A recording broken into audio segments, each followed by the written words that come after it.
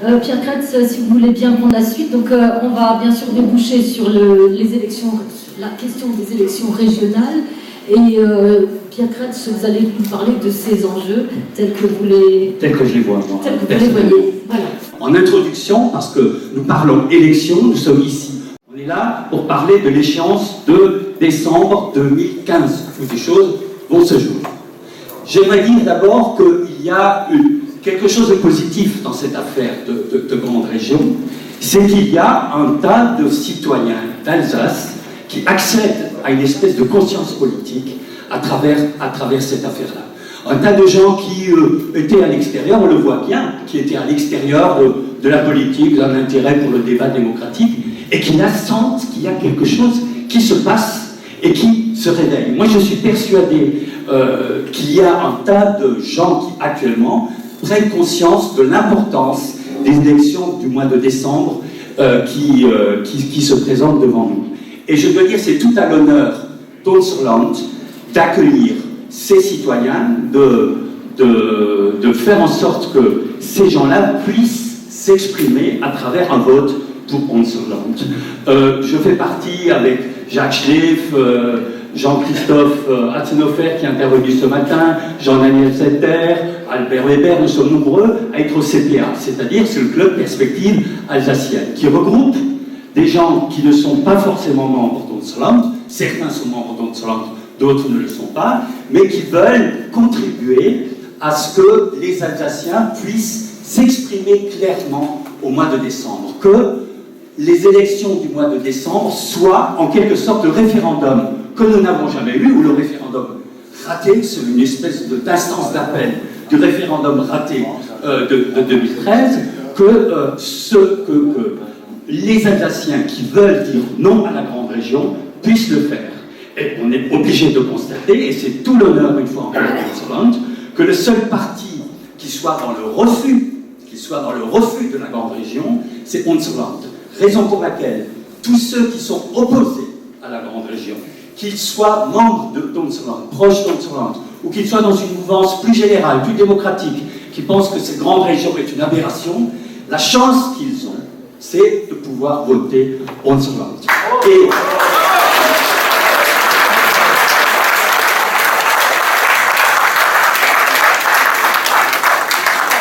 il faut remercier et féliciter Unserland de donner à des citoyens l'occasion de choisir.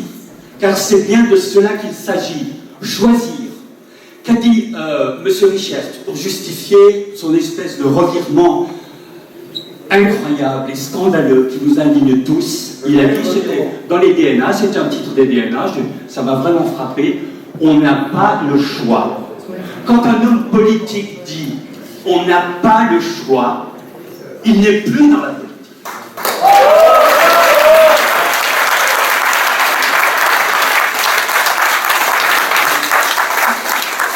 Quand un homme politique dit je ne peux plus choisir, alors il faut qu'il arrête de faire de la politique. Quand on fait de la politique, on peut toujours choisir. Quand on est de droite, on peut penser à De Gaulle, qui a choisi en 40 conseils. Quand on est de gauche, ce qui est mon cas, on peut se référer à Mendes France et relire avec intérêt Gouverner, c'est choisir. C'est un des cas remarquables, un des plus beaux ouvrages politiques français écrits après la dernière guerre. Quand on fait de la politique, on a toujours le choix. Et quand un politique dit « je n'ai pas le choix », ben on lui dit « alors arrête de faire de la politique si tu n'as pas le choix ».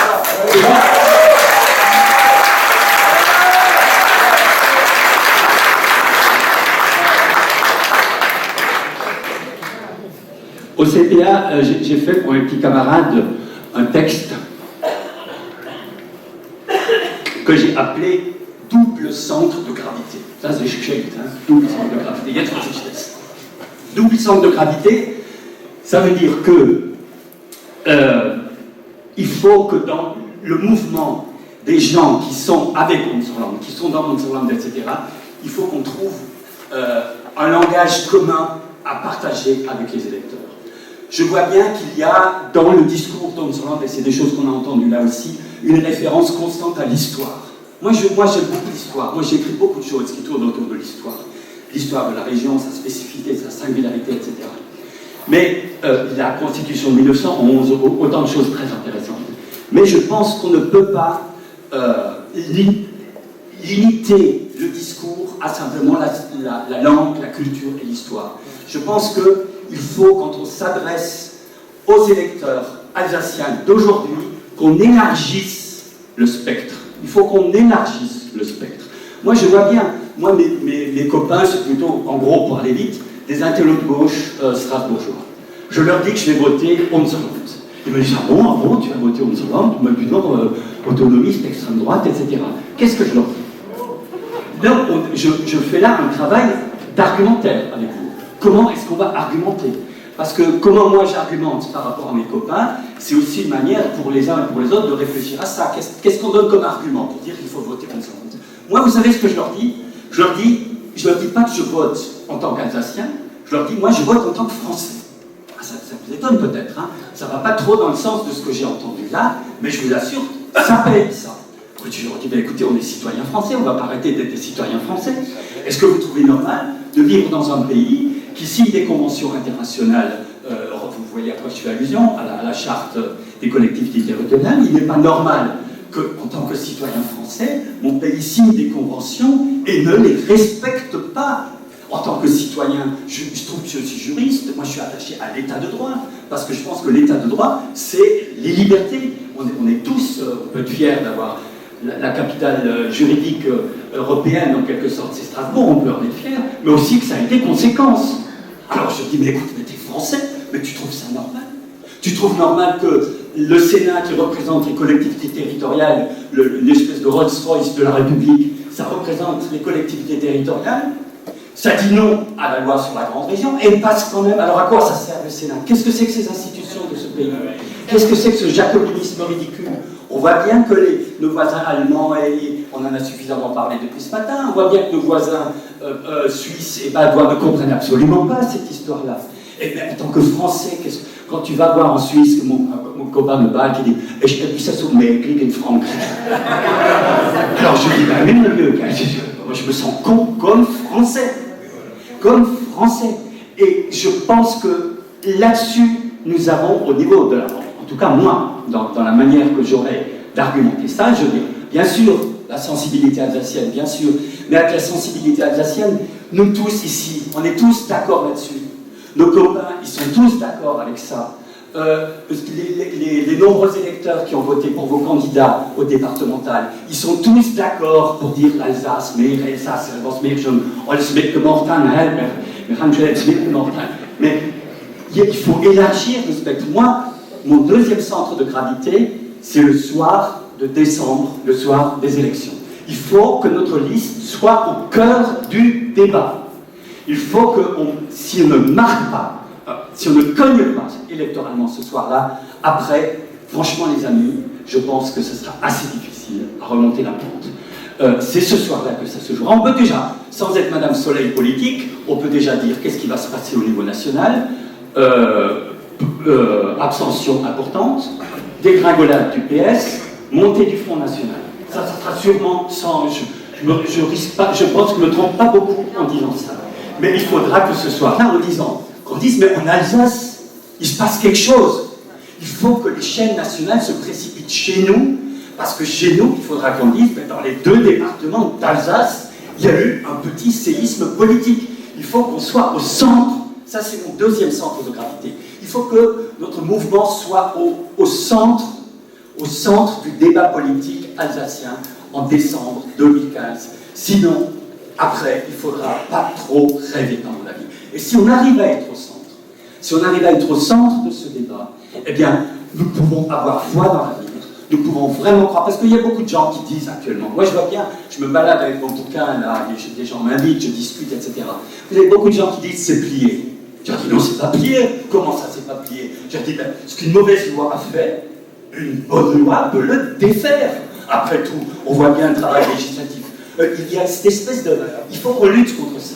Les gens qui disent c'est foutu, hein, c'est plié, ben, que tu discutes encore. Ben, bien sûr que je discute, parce qu'on est en démocratie, parce que cette démocratie n'a pas fonctionné, et je pense que si, en tant que citoyen, nous, on intervient et on revendique le fait qu'on est dans une démocratie vivante, parce qu'une démocratie vivante, c'est aussi des citoyens qui la font vivre. Hein. Et si on met ça en avant, moi je pense que là, on peut gagner. Mais on ne gagnera pas, je suis désolé de le dire comme ça, on ne gagnera pas sur des thèmes, forcément la langue, l'histoire, etc. Mais ces gens-là, ils sont de toute façon de notre côté. On gagnera sur des thèmes généraux de démocratie, de fonctionnement normal des institutions, de se comparer aux pays voisins. Alors, par rapport aux gens qui nous entourent, c'est intéressant. Vous avez beaucoup d'Alsaciens de souche engagés dans le monde culturel. Certains très connus, je ne vais pas les citer ici, peu importe. Ces gens-là, ils sont pour la grande région, ils s'en fichent. On les laisse tomber s'ils s'en fichent, ils ne comprennent pas. Mais vous avez aussi des citoyens français, souvent pas alsaciens de souche du tout. On en a au CPA, hein, Jacques, qui habitent là depuis 15-20 ans, qui trouvent ça scandaleux. Mais eux, il faut se tourner aussi vers cela pour leur dire que, eh bien, ils sont citoyens, habitant ici, ils sont concernés par cette loi. Et M. Ndiaye, tout à l'heure, je ne sais pas s'il est encore là, il parlait des citoyens français qui habitent à Bischwiller, qui habitent dans les cités, qui sont 2e, 3e génération. Ce sont des citoyens de chez nous.